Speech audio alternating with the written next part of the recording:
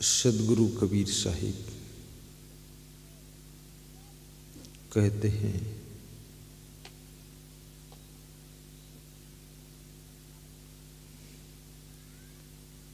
तन धरी सुखिया काहू न देखा, जो देखा सो दुखिया।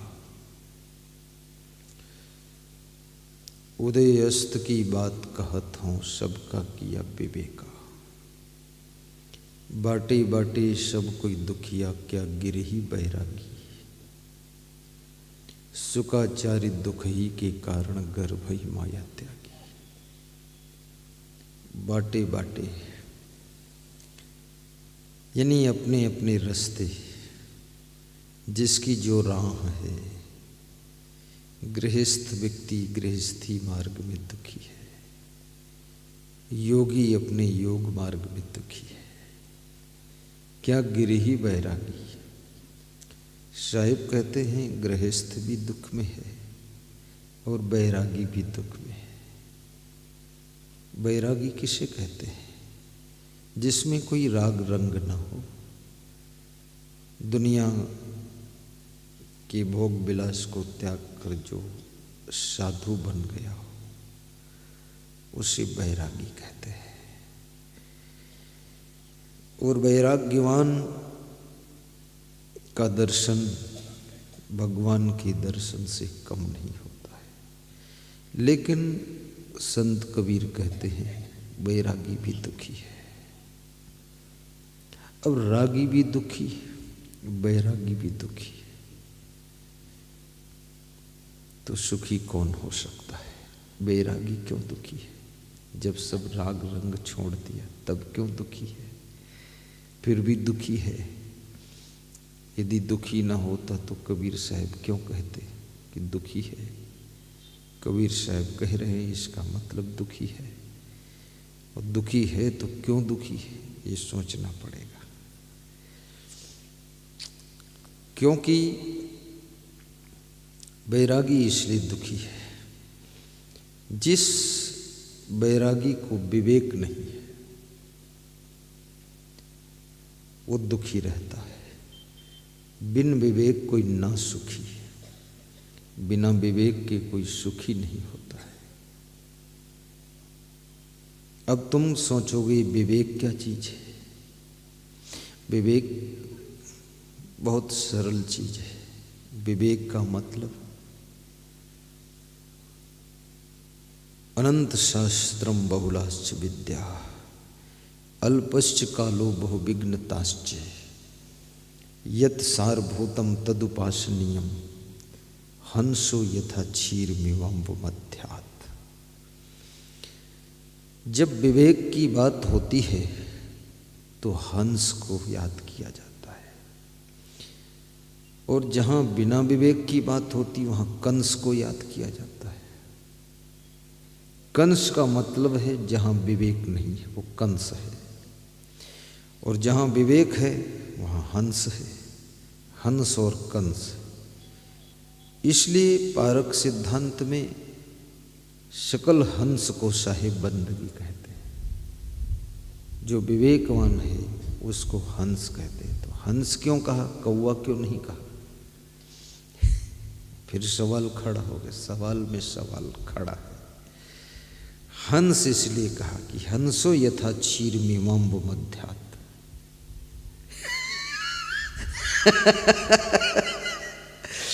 लोग सोचते होंगे बड़ा तर्क सुंदर दे रहे, क्यों म्यों क्यों कर रहे, वो प्रसंग में क्यों है तो मैं क्या करूं। उस साधु को बहुत हंसी आ रही है। उसको इसलिए हंसी आ रही कि वो भी सोच रहा मैं हंस हूं कि कंस हूं कि निर्वंश हूं। वो भी अपनी सेटिंग नहीं कर पाया किस लाइन में हूं।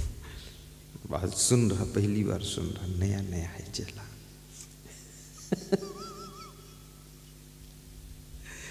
हंस नीति शास्त्र में लिखा है कि अनंत शास्त्रम, अनंत शास्त्र है। 18 पुराण हैं, 4 वेद हैं, 6 शास्त्र हैं, 121 उपनिषद हैं, श्रीमद् भगवत गीता है, महाभारत है, और फिर बीजक है, जैन धर्म के तमाम शास्त्र हैं, बुद्ध धर्म के भी शास्त्र हैं, रामायण भी है। इसमें कितने लोगों की यादगारी में भी नहीं है कि कितने शास्त्र हैं। वो माता जी को कुर्सी पर बिठाओ, 2 कुर्सी डालो, चलो माता जी बैठो, स्टील की कुर्सी दो, उसके साथ 2-3 माताएं, बैठ जाओ बैठ जाओ, घुटनों में दर्द है ना, चली जाओ, 2 चली जाओ, साथ में तो हिम्मत बन जाती ना, क्यों नहीं जाती, उठो मदद करो, चली जाए बेचारी, देखो थक जाते ना, प्रेम बहुत है, शरीर थोड़ा भारी हो गया, उसकी क्या गलती है, गलती शरीर की, भारी हो रहा, थोड़ा खाओ ज़्यादा बढ़ता है। कोई खेत उपजाऊ होते ना, थोड़ी यूरिया बहुत तो भी फसल झड़म भड़म भाग रही तो किसी के शरीर में बेचारे थोड़ा खाते हैं फिर भी डीएपी जैसा लग रहा है, यूरिया डीएपी बोई गई है।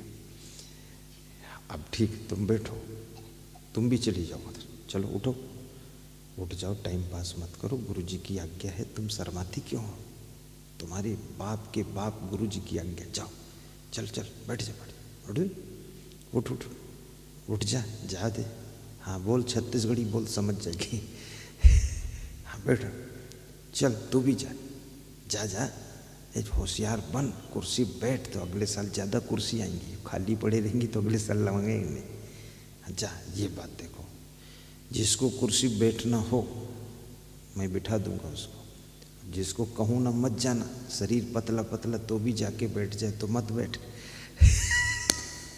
हाँ अब ठीक, बड़े प्रेम से सुनो, कोई बात नहीं, तकलीफ हो रही थी ना, चलो उदयभान सिंह उठो, उधर जाओ, डिस्टर्ब मत किया करो, बैठो उधर कुर्सी पर, गुरदास डॉक्टर उधर जाओ, बस।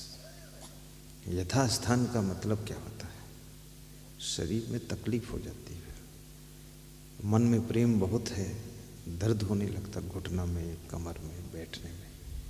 हाँ, सब आरामदायक घरों की माताएं बहनें सोफा सेट पे बैठती हैं, अब इनको कुर्सी बिठाया हूँ, एक सोफा सेट दान करेंगी, अगले साल फिर बैठेंगे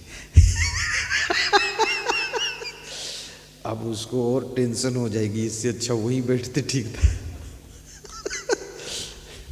नहीं, दे देगी, उसमें कोई खास बात नहीं है, और दे देना चाहिए, सभी को देना चाहिए, एक कुर्सी की कीमत गुरुजी को दे दो, अगले साल सब कुर्सी ही लगवा दे, ये फालतू चिट्टी पिट्टी बिछोने से क्या मतलब है। हाँ, दान कर दो, ये कुर्सी के लिए है, कर दो, मंगाओ नई कुर्सियाँ। और मैं तो उज्जैन में जो आश्रम बनेगा ना, वहाँ 3000 कुर्सी लगवाऊंगा, जिसमें 1000 तो सोफा और 1000 मीडियम जैसी ये स्टील वाली ऐसी, और 1000 साधारण कुर्सी, 3000। और जहाँ तुम बैठो यहाँ तो बिल्कुल बढ़िया गद्दे लगाऊंगा, गद्दे के पीछे गद्दी लगाऊंगा, और लेटे लेटे सुनो ऐसा भी बना दूंगा सिस्टम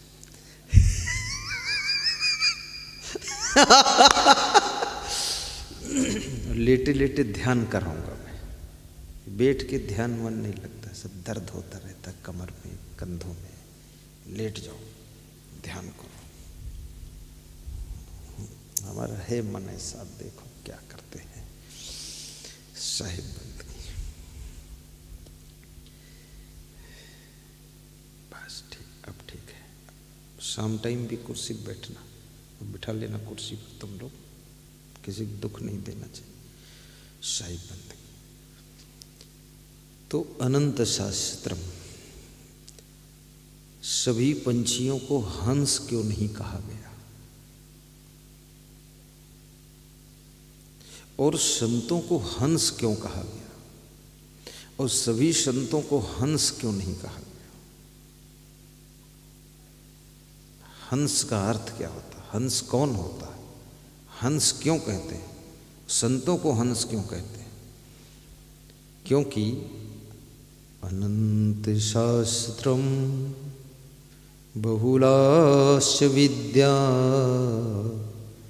अल्पश्च कालो बहुविघ्नताश्च। अल्प काल है, थोड़ा समय, थोड़ा समय। गाइए, तुम श्लोक बोला करो साथ में, सब पढ़े लिखे शब्द है। अल्पश्च कालो बहुविघ्नताश्च, यानी जिंदगी का थोड़ा समय, अल्पकाल है और विघ्न बहुत है। थोड़े समय में भी विघ्न है। तुम स्नान कर रहे हो, बिजली चली गई, मोटर बंद हो गया। अब आधा स्नान हो ही, आधा वहीं लटके खड़े हो। अब तुमको जल्दी है, तुम सोच रहे थे जल्दी नहाऊं, स्कूल जाऊं, अब लंगोटी भीगी खड़ी, विघ्न आ गया। तुम जल्दी से सत्संग में आ रहे हो अंबुजा सीमेंट फैक्ट्री से, और बीच में गाड़ी पंचर हो गई, विघ्न आ गया। तो विघ्न बहुत है। तुम निकले थे सत्संग के लिए, जोर से घनघोर वर्षा हो रही, मोटरसाइकिल से आ रहे थे, भीग रहे हो, विघ्न आ गया, साइड में खड़े हो। बहु विघ्नताश्च। मनुष्य की जिंदगी विघ्नों से भरी हुई है, बाधाओं से भरी हुई। परंतु विचारकों ने यह भी कहा है, बाधा कब रोक सकी है? आगे बढ़ने वालों को। बाधाएं कब रोक सकी हैं? आगे बढ़ने वालों को।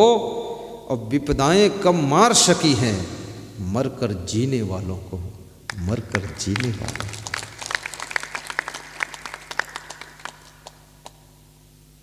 बाधा डिस्टर्ब कर सकती है, लेकिन तुम्हारे लक्ष्य को नहीं बदल सकती है, तुम्हारे उद्देश्य को नहीं बदल सकती। लक्ष्य पर पहुंचने में देर हो सकती है बाधा के कारण, लेकिन लक्ष्य चूक नहीं सकता है जब तक तुम विचलित नहीं होगे। इसलिए बाधाओं में जो विचलित ना हो उसे इंसान कहते हैं, और विपदाओं में जो घबराए ना उसे महान कहते हैं। और दूसरों का सामान लेना उसे ईमान कहते हैं, और जो दूसरों की जमीन सामान ले ले उसे बेईमान कहते हैं। और जो दूसरों के काम आए उसे भगवान कहते हैं, और किसी के दर्द को दूर कर दे उसे इंसान कहते हैं, उसे इंसान कहते हैं। साहिब बहुविघ्नताश्च यत् सारभूतम तदुपासनीयम् हंसो यथा क्षीरमिवाम्ब मध्यात्। जल और दूध को मिक्स करके रख दो, कौवा आता है तो गंदी चोंच उसमें डुबा करके दूध को खराब कर देता है। लेकिन हंस कभी गंदगी खाता ही नहीं। हंसा तो मोती चुगे। मानसरोवर, हंस का दर्शन करना है तो मानसरोवर जाना पड़ेगा। और कैलाश मानसरोवर में शंकर भगवान का मंदिर है, और ये चाइना देश में आता है। चाइना, रांची में मेरा सत्संग था, चाइना बॉर्डर हुमला, एक हुमला मार्केट है, वहाँ से भक्त आए थे, गुरु मंत्र लेकर गए, कह रहे थे कि आपको कैलाश मानसरोवर पहुँचाने में मदद कर सकता हूँ, चाइना दिखाने में मदद कर सकता हूँ। चाइना बॉर्डर पर ही गांव हमारा है, मार्केट है, हुमला मार्केट। तो किसी को जाना होगा तो हमको बताना, मैं पहुँचा दूँगा। लेकिन 1.5 लाख किराया, एरोप्लेन से सीधे यहाँ से उड़ान होगी, फिर काठमांडू से दूसरी उड़ान होगी, एरोप्लेन। पहाड़ी यात्राएं बसों से नहीं करना चाहिए। पहाड़ की यात्रा अगर है, खाड़ी की यात्रा है, एक तरफ खाड़ी दूसरी तरफ पहाड़ी और बीच में गाड़ी, तो समझ लो जिंदगी खतरे में है। पहाड़ी टूटे तो गाड़ी पर गिरे, और गाड़ी लुढ़के तो खाड़ी में गिरे, तो तुम्हारी जिंदगी बची कहाँ है। इसलिए कभी जब पहाड़ों की यात्रा हो, एरोप्लेन पकड़ लीजिए, क्योंकि जान है तो जहान है, और जान नहीं तो शमशान है, और जान है तो पैसे फिर कमा लेंगे। इसलिए कैलाश मानसरोवर जाइए तो एरोप्लेन से ही जाइए, एरोप्लेन से ही जाया जाता है। परंतु जब तक वहाँ नहीं जाते हो तब तक हंस का दर्शन तो पंछी के रूप में यहाँ नहीं होगा, परंतु हंस स्वरूपी संत का दर्शन हो सकता है। हंस सकल हंस को बंदगी, ऐसा बोलते हैं। हंसो यथा क्षीर मिवाम्बु मध्यात्, जल और दूध को मिक्स करके रख दो, हंस पंछी आता है तो उसमें से दूध निकालकर पान कर लेता है। दूध बहुत बड़ी बात है, और पानी को छोड़ देता है। लेकिन कौवा दूध और पानी दोनों को पी लेगा, कुत्ता आएगा दोनों पी लेगा। कोई और दूध और पानी को बिलग बिलग नहीं कर सकता, केवल हंस करता है। अर्थात जो मनुष्य सार और सार को अलग अलग करना जानता है, और असार को त्याग करके सार को ग्रहण करना जानता है, उस मनुष्य को भी हंस कहा जाता है, और उसी को सकल हंस बंदगी कहा जाता है। साधु होना चाहिए जैसे सूप सुभाए, सार सार को गही रहे, थोथा दे उड़ाए। थोथा, ये संसार में थोथा भी बहुत है। थोथा का अर्थ क्या होता है? थोथा का मतलब भूसा, भूसा का मतलब भूसी, और भूसी का मतलब भूसी। और क्या होता है? कितने मतलब निकालोगे। यानी धान है, धान में क्या सार है ये बता दो, कौन बता सकता है? धान में क्या सार है? चावल, चावल सार है, और भूसी जो है उसकी वो असार है। तो चावल, अगर बैल आता है, भैंसा आता है, धान रखा है, ढेर है, तो बैल धान से चावल निकाल कर खाएगा कि चावल और भूसी सब खा जाएगा? सब खा जाएगा। तो जो सार असार को अलग अलग न कर सके, और असार में से सार को निकाल कर ग्रहण न कर सके, वो पशु है। लेकिन मनुष्य अगर धान उसको दे दो तो धान से चावल निकाल लेगा और भूसी छोड़ देगा, और उस चावल को पकाकर उसमें दूध डालकर, शक्कर डालकर खीर बनाकर खा लेगा। इसका नाम मनुष्य है। तो तुम क्या हो? तुम हंस हो रवीश तिवारी, तुम हंस हो। अब हंस हो करके यदि मनुष्य कौवा की तरह आचरण करे, कौवा की तरह खान पान करे, तो फिर उसको हंस नहीं कहते, फिर उसको कंस कहते हैं। कंस, कंस कौन? कृष्ण भगवान का जो मामा था वही कंस। और कौन कंस? एक ही तो कंस हुआ है, और कौन कंस है? तो वो कंस,